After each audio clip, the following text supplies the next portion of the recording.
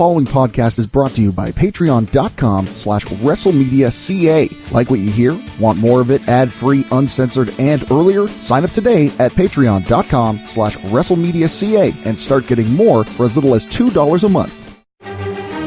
Time circuits on. Going back. Uploading hosts. Obtaining data on the best and worst of professional wrestling. Synchronizing hosts. Welcome to Wrestling with History. Welcome to Wrestling with History. I'm at Adam Conta, along with Jesse Redden, who is back from the ether. Those of you who have been listening to us on Patreon, thank you so much for your support. It's time for your second dose, and those of you who are listening to us for free wondering, hey, I want a second dose, that's real simple. Head over to patreon.com/WrestleMedia.ca and sign up today. You can get a whole other half hour of our weekly show for just $10 a month. And speaking of shows, I want to talk about some shows we're going to be a part of this Saturday. Saturday, May 11th, it's Rock Solid Wrestling's Danger Zone event at the Collingwood Curling Club in Collingwood, Ontario, featuring a submission match for the Canadian Heavyweight title.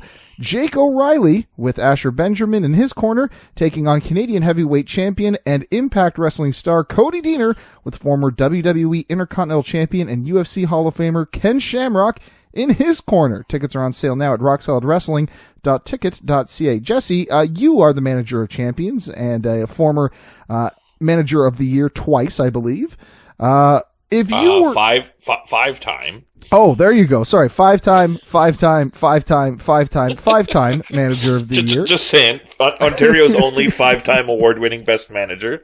But yes, continue. So if you were in the corner of either of these guys, what's the submission hold of choice for the King of Sportopia? What would you recommend as a counter? The testicular lock.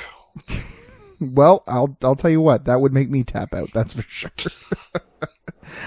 Following that, on Sunday, May the 19th, we're at the Cottage Country Comic-Con at the Mariposa Conference Center in Aurelia, featuring WWE Hall of Famers The Honky Tonk Man and Greg the Hammer Valentine, Rhythm and Blues. Visit cottagecountrycomiccon.com for more details. Jesse, maybe you can come along and you can ask Honky Tonk Man about what he's done in the business so that you guys, you'll actually know something that he's done in the past, maybe. No, I'm only going to take a picture with him if I get to stand on a stair and be one step higher than he is. You know what? If you make it down, sir, I will make that happen. That's the only way I'm going to talk to him, is if I'm standing on the stair one step higher than him this time. I forgot to ask, any interaction with Greg Valentine? You ever done anything with Greg? I don't think so. I don't recall. I think he was on a show that I was on, but other than just passing him in the locker room, no other actual interaction other than hi. Okay, so you guys didn't get to work with each other then. Okay, well, there you go. No problem. Not that I recall, anyway.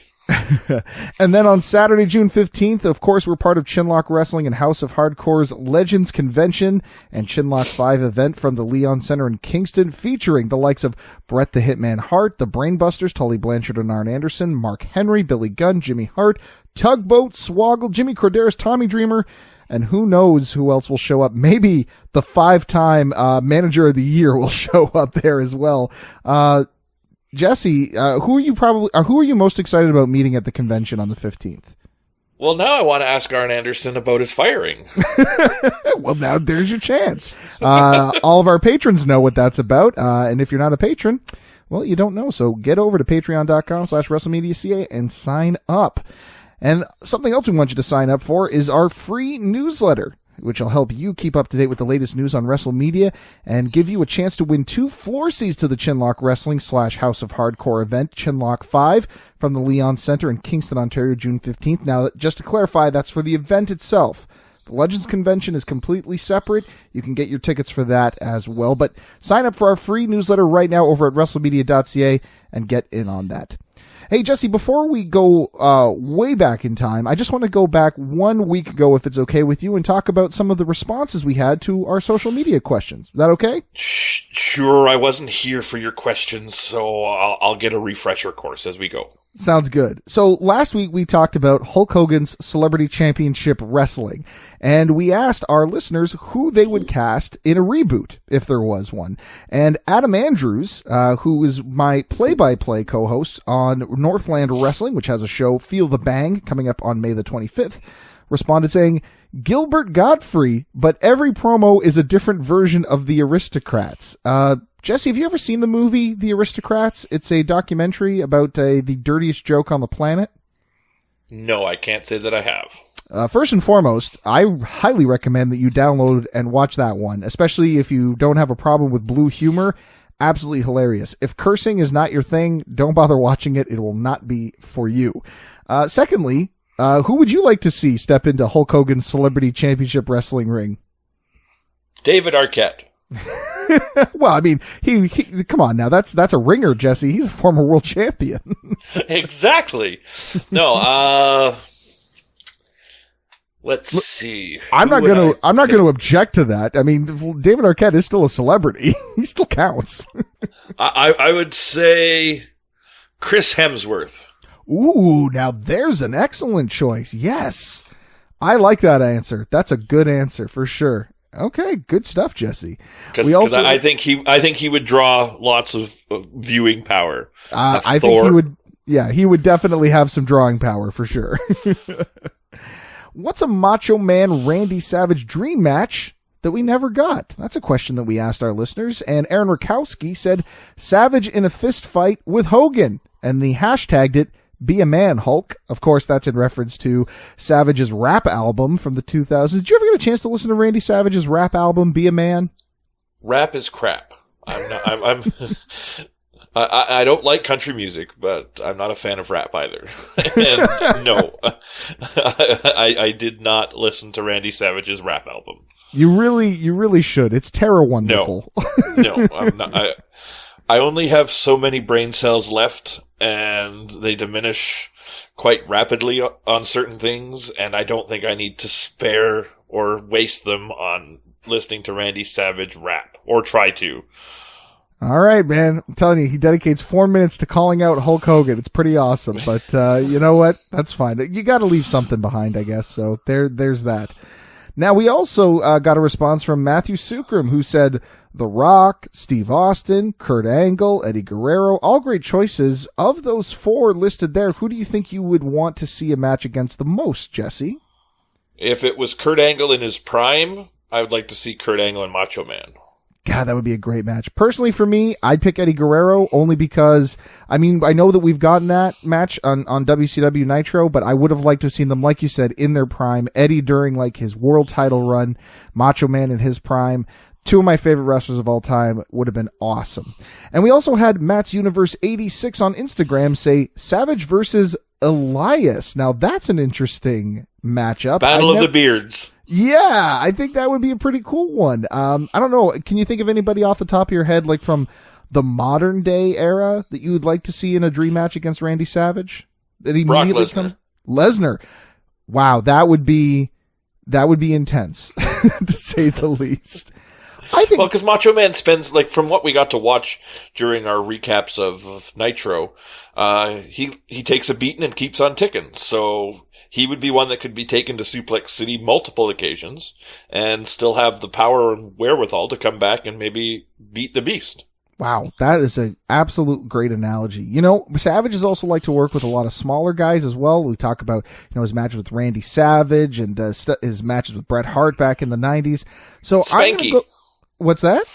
He could wrestle Spanky. He certainly could. The Brian Kendrick, for all of you fans who are not old enough to remember his 2002-2003 run. I'm going to say Finn Balor. I think Randy Savage could have had an amazing match with Finn Balor.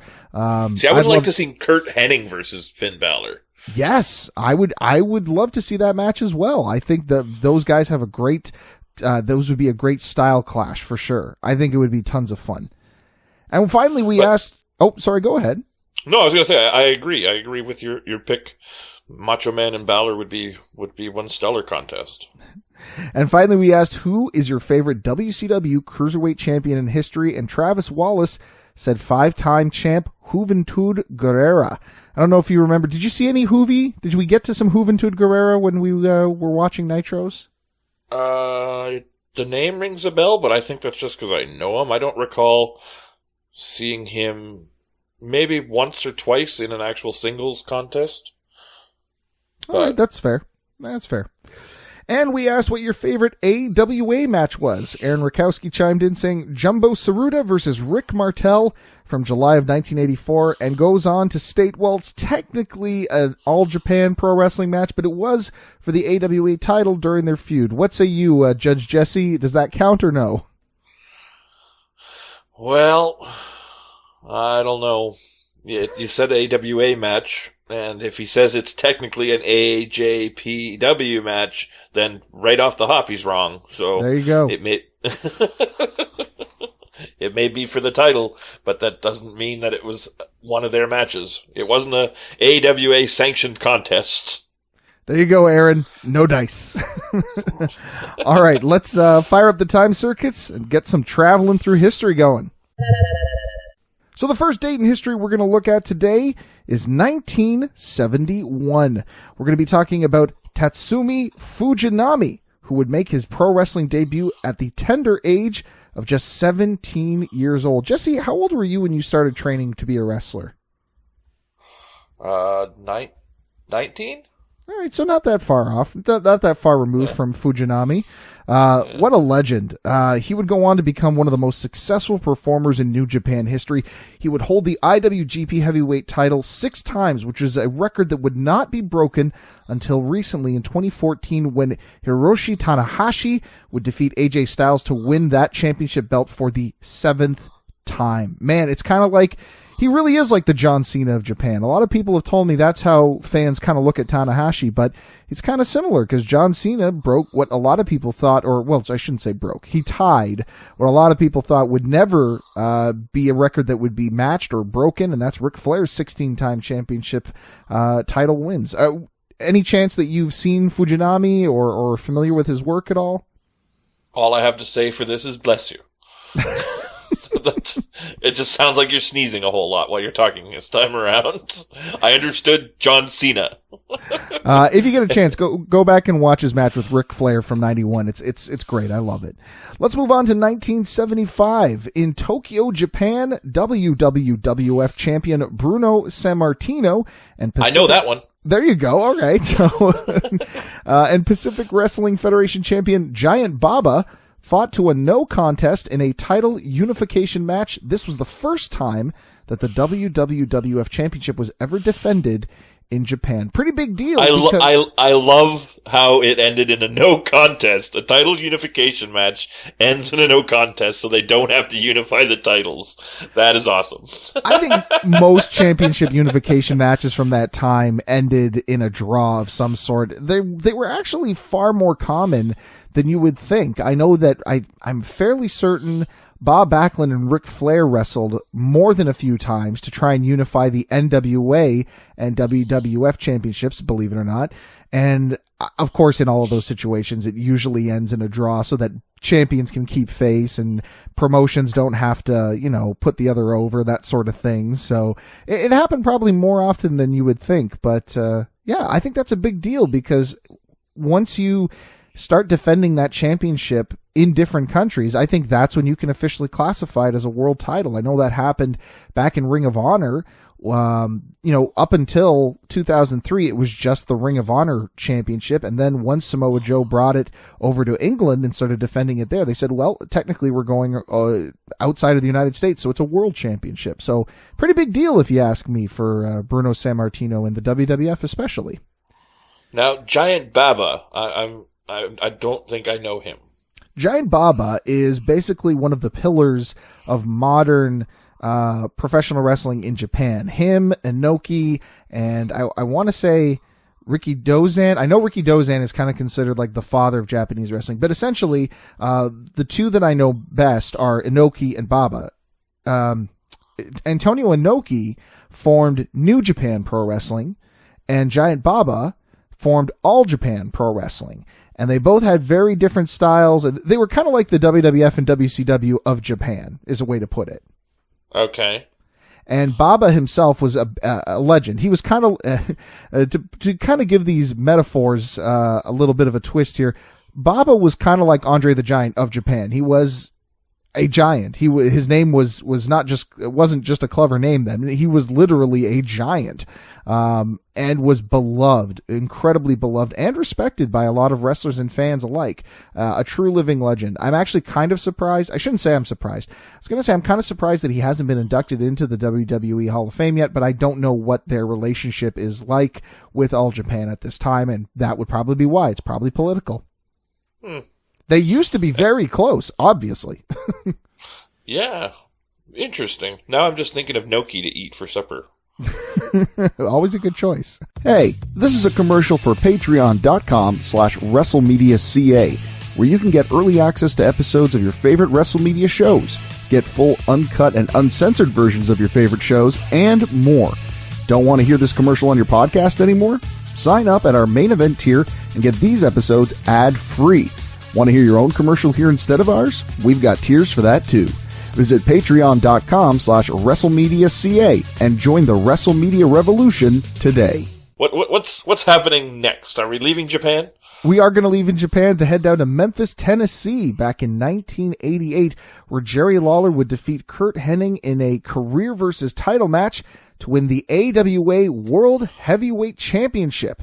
Now, later on in that year, Lawler would unify it with the World Class Championship Wrestling World Heavyweight Championship and become the first and only United AWA World Heavyweight Champion. So there you go, Jesse. There's a unification match. Yeah, a unification match that actually ended in one of the champions winning. Good grief. Did you ever see that Jerry Lawler Kerry Von Erich match? No, I can't say that I have. But just go back and say that mouthful of World Class Championship Wrestling World Heavyweight Championship. Yeah, that's a mouthful for sure. That's probably why they just kept saying WCCW. The WCCWWHC. Oh man, you're right. That is a bit of a tongue twister. Now, see, this would count as an AWA championship match because it was at an AWA show, right? So that counts. Right. So take a hint, Aaron. Hint. Curt Hennig, of course, one of the most classic rivals of Jerry Lawler in the late 80s. This was obviously right before Hennig was going to go off to the WWF and become Mr. Perfect. A pretty big deal at the time for Lawler to do that, but unfortunately, it didn't end up leading to a lot. He was one of the biggest stars of the decade, but it wasn't enough to save the AWA. Moving on to 1994, Jesse, we're hopping back on a plane, and we're heading to Osaka, Japan.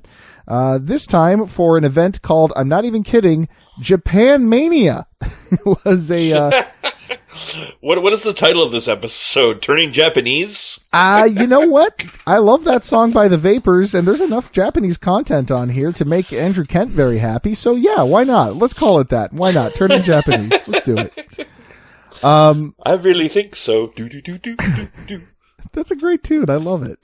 I did too. I really enjoyed it. All right, so there were Japanese Mania, did you say? Japan Mania.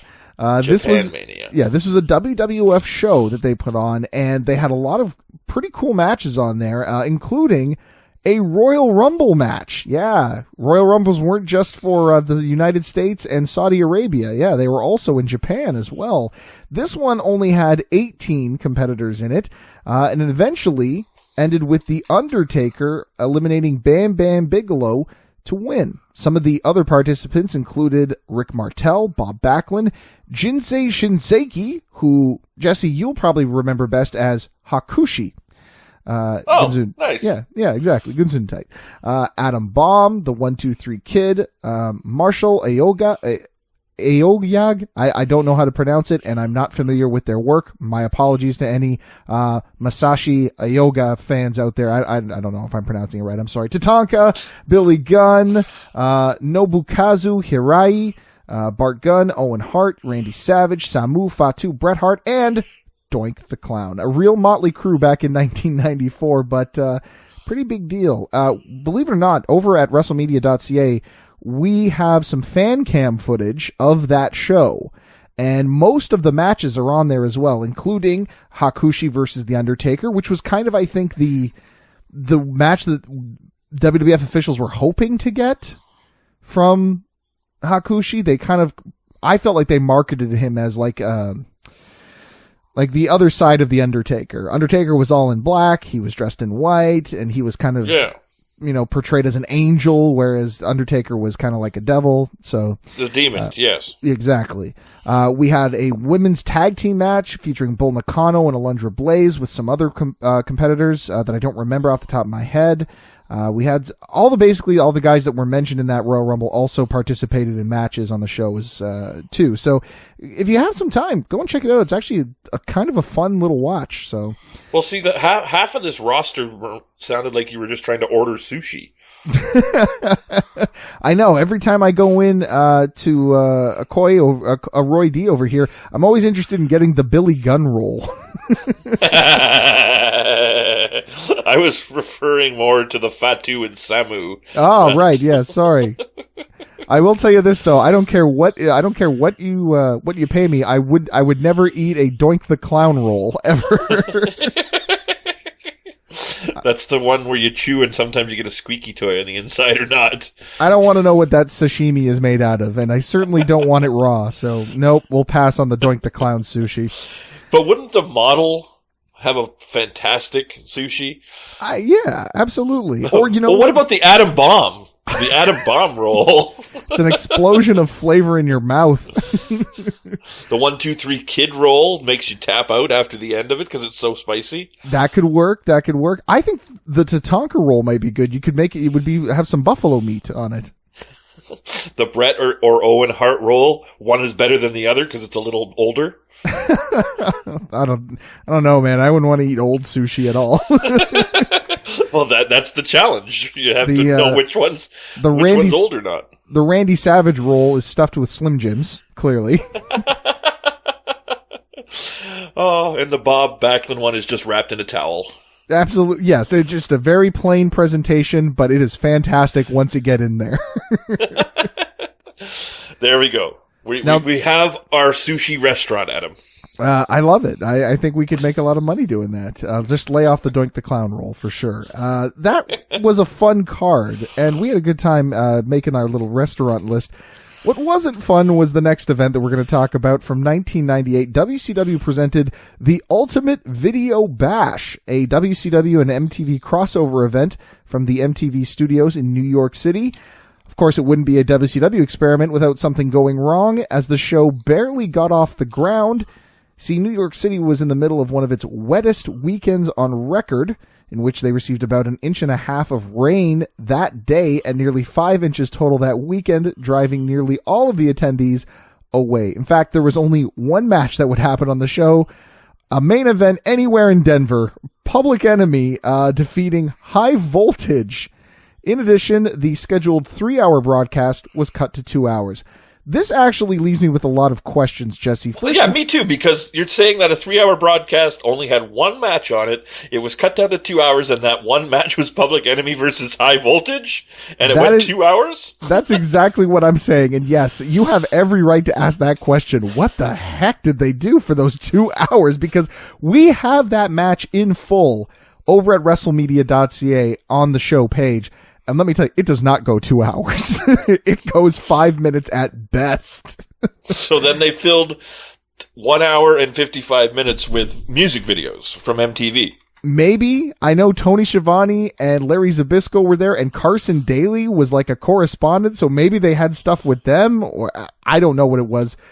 Either way, the 5 minutes that they went out there and wrestled in the rain was tough enough to watch. I don't even want to think about what the other hour and 55 minutes was that day. And man, kudos. I will say this. I don't know whether the fans who stayed out in the rain to watch that show are the most loyal or just the most unintelligent fans on the face of the planet, because I'll tell you something. I'm guessing that it wasn't put out, like it was an outdoor show then, if the rain is what got in the way.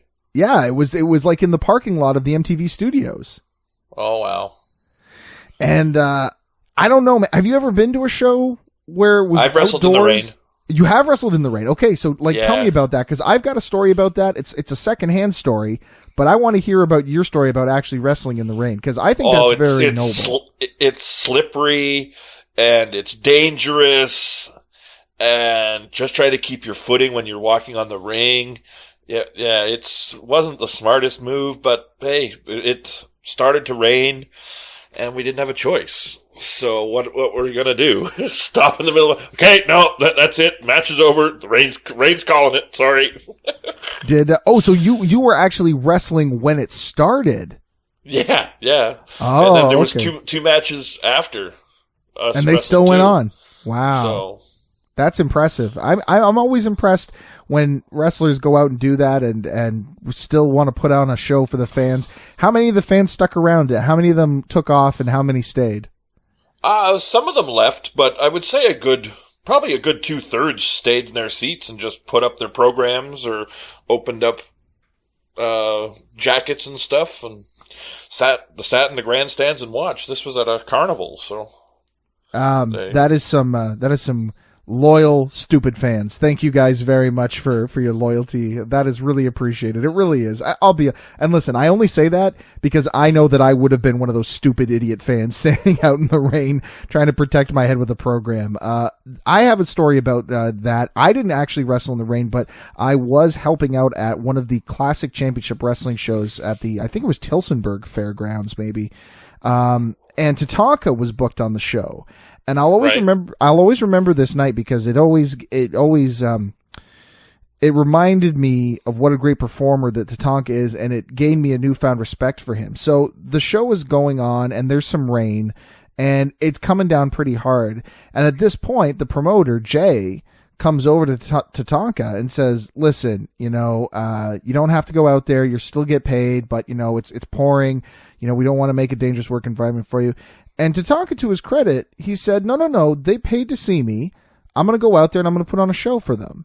And then Jay said, okay, well, you just go out there as long or as little as you want. If, after a few minutes, you're like, to hell with this, just end it and we can come back. And apparently he went out there and did a full, 18 minutes or something out in the rain for those fans in the wet. And I was always very impressed by that he was a star. And he was told, you don't have to go out there and do any of that, but he still wanted to give the fans his money's worth. That I gained a lot of respect for him that day. He's a class act. I've never had anything bad to say about Tatanka. Absolutely not. Great guy, and he makes a great sushi roll as well. You know what, Jesse? I feel like that's a good place to end things today. I had a really good time talking about this stuff. I think it was a good palate cleanser, given what we talked about on the Patreon exclusive part of the show. So I'd like to end it on something happy. So if it's okay with you. The rain has come down and washed all the sadness away. That's beautiful, man. I got a tear in my eye, or it just might be some of the rain hitting my head. Either way, I feel good. I feel good about it. It's that atom bomb roll. Oh, no. It's not rain. It's explosive later on. It's great going down. Explosive later on. Don't get the atom bomb in the Bam Bam Bigelow roll. You will not leave the toilet all night. Oh, boy. And with that, I think maybe we should wrap things up. I want to thank you guys for listening to us. If you want to help us out, there's a couple of ways you can do it. First of all, put some ducats in the bucket. Yes, thank you, Jesse. Go and support us at patreon.com/WrestleMedia.ca. If you're not yet a patron, we have tiers as low as $2 and anywhere up to more than $100, depending upon what you want from us. We give you a lot of different options there for a lot of great stuff. You can also sign up for our free newsletter at WrestleMedia.ca. Keep up to date with us and enter our very cool contest for tickets to Chinlock Wrestling on June the 15th. You can also rate and review us if you're listening on iTunes or another platform that ranks their podcast. Please give us 5 stars or more if you can with a positive review. That's the ones we like the best. Or that's scary. That's scary. They can rate and review me. I'm not putting myself out there to be judged by the world. I feel so naked. Well, then put some clothes on, Jesse. We're a family program here. It's summertime. I don't wear clothes in the summertime. Wonderful visual for our listeners. Thank you so much for that. Yeah, that's why the PETA usually tries pushing me back into the water, so I get in trouble being naked in the summer. Don't be so hard on yourself, Jesse. That's we're okay with self-deprecating, but we don't want to be cruel, for goodness sake. We're trying to be positive here. We're trying to end it positively. I did. I left it on a joke. What more could you ask for? I'll tell you what I could ask for. That you listeners share this podcast with someone who you know would love us chatting about wrestling and history. We'll be back again to do it next week. Until then, Jesse, take us home. Until next week, that's history. Time circuits overload. Begin podcast self-destruct sequence. 1, 2, 3. This has been a presentation of WrestleMedia, where everything is wrestling and wrestling is everything. Here's what you're missing out on right now over at patreon.com/WrestleMedia.ca. I was just about to ask if you've ever been in that kind of situation before where you've had to leave a job, where you've decided to leave a job because basically you didn't like anybody that worked there. I've left many of jobs because I didn't like people. I'm not a people person. I don't like people. And yet somehow I've managed to get you to stick around. I'm pretty proud of that. We'll see. Want more? Sign up now at patreon.com/WrestleMedia.ca.